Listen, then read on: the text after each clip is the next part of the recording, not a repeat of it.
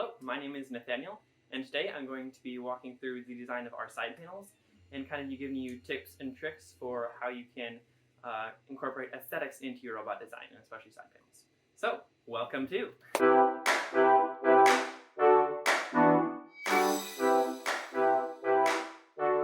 Alright, so I'll start by giving you tips and tricks about designing your side panels, and later on I'll show you actually how I designed our side panels for this year. Alright, so the most important thing when designing your side panels, or really any part of your robot, is to make sure you read the rules and make sure you know what the specifications are for this design.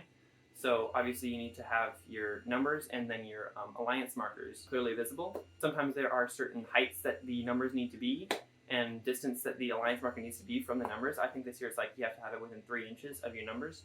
Just make sure that before you even start designing, you make sure that you understand those specifications and can make a design that fits those. So there are kind of 4 main features that I can think of for the design of your side panels. Obviously, number 1 is clearly showing your numbers and your alliance marker, but also you need to think about how to provide the most protection of your robot through your side panels, but also you can think about how you can use your side panels to your advantage. For example, if you have like a LED strip behind your side panels or shining up onto your side panels with different colors to indicate different time periods during autonomous and teleop and endgame, or when you have something collected. So think through not only how to incorporate the numbers in the alliance marker into your design, but also how to use it better to accomplish your goals during a match. One thing to keep in mind though when making your side panels is not to make them too big and bulky. So if you have side panels that kind of completely envelop the robot and you can't see anything that's going on, that probably is not a good thing for your driver and operator, since they need to be able to see, like for example, when you have something collected and where to deliver it. So I have seen some really cool side panel designs that are like full coverage of the robot, but the driver and operator sometimes struggle to know when something is collected. But that's not really a problem if your driver and operator have enough practice, or you have like sensors to know when something's collected and to like display a different color light. So specifically for us, as our robot gets better throughout the season, we try and make our side panels be better to match that.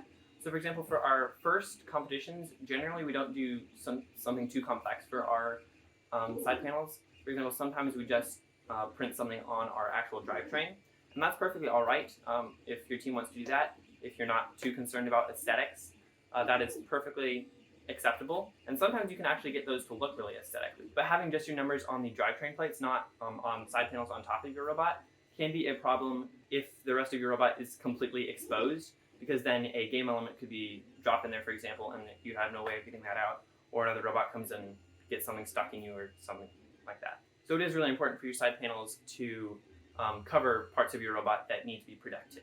It's also very handy when designing side panels to make sure that they are easily removable, so that you can have access to the insides of your robot for maintenance, for example. So sometimes we've had little 3D printed pieces that slide onto another piece on the drivetrain, so you can just slide it in and off, and then have like a latch or just one screw holding it on.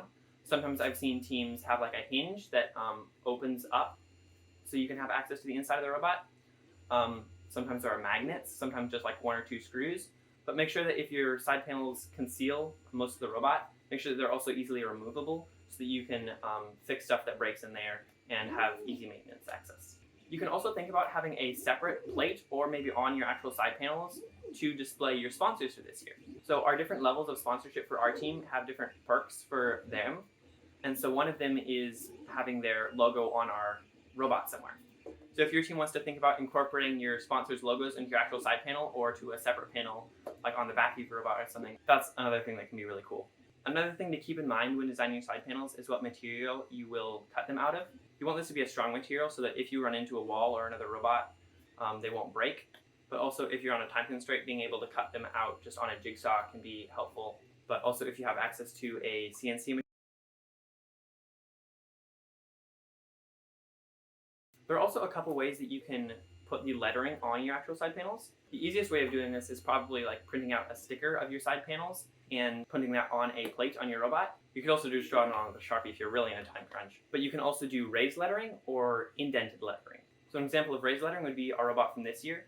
So we laser cut the back piece, and then we also laser cut out of red the actual numbers, and then use cement to hold those numbers in place so they can't move. You can also cut the numbers out of the material and then have a plate in back with a contrasting color to also bring out those numbers. Another really cool thing I've seen a couple teams do is to have a sheet of clear material and then using a CNC machine to cut just halfway through the material and have lights shining up through it. So the lights illuminate the halfway cut out part of the material, and that really looks really cool, but it's also pretty complex to design. All right, so now we're actually going to look at how I designed the side panels for this year's robot. So the first thing I did was just took a picture of a side profile of our robot and kind of just sketched a bunch of ideas that I had for different shapes that would look cool. Once I found one that I thought might work, then I just got some cardboard and just made a simple design to figure out if I thought that idea would work. Just held it up to the actual robot and saw how I thought that would look. From that, I actually realized that the design that I thought would look cool is very similar to the design of our t-shirt design, of that like half shield. Going with that idea further, I just sketched a bunch of different ideas in Adobe Illustrator to just kind of see what I thought would look cool. So you can see I experimented with having the designs upright. I experimented with the numbers being different heights and everything, but eventually I came on this design.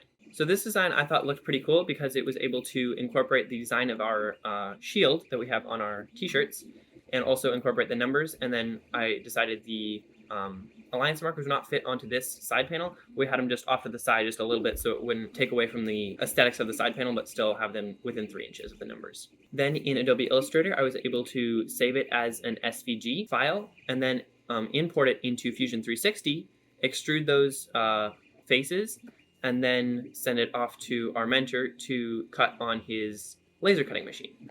All right, finally, let's look at a few aesthetic designs you can incorporate into your robot to make it really stand out to the judges and to other teams. So one thing our team has kind of struggled with is color coordination. It may not seem like a big deal, but if you really have the same color for all your like accent colors, for example, that can really make your robot stand out and look really nice. So if you're 3D printing lots of pieces, if you can do that in one filament shade and have all those pieces in one color, or like 2 if your team has like 2 colors, then that can really look super nice. You can also think about incorporating some fun team spirit into your robot design or something. Our robot for this year, side panels are in the shape of half of our shield, so that's one way that I've kind of incorporated a part of our team into the actual aesthetics of the robot. Other options I was thinking about when designing our side panels was incorporating like the design of our hat, or we have like ties for our competitions. So finding something fun about your team and making that kind of personality of a robot can be kind of fun. Alright, so remember when you're designing your side panels, you can totally go with something simple, just putting your numbers on the drivetrain plates. But if you really want to have your robot stand out with the judges and kind of make your robot memorable to other teams, then you can use these steps to bring them up to the next level. Remember to look at the rules before designing your side panels. Take a picture of the side of your robot and kind of sketch up ideas. Then you can either jump straight into the CAD software, or I went through Adobe Illustrator to draw those designs since I'm a little bit more familiar with that, and then actually put them into the CAD software to extrude them and then have them cut on a CNC or laser cutting machine. Alright, hopefully you're able to learn a little something from this video and use these tips and tricks when designing your side panels and keeping in mind aesthetics for your robot.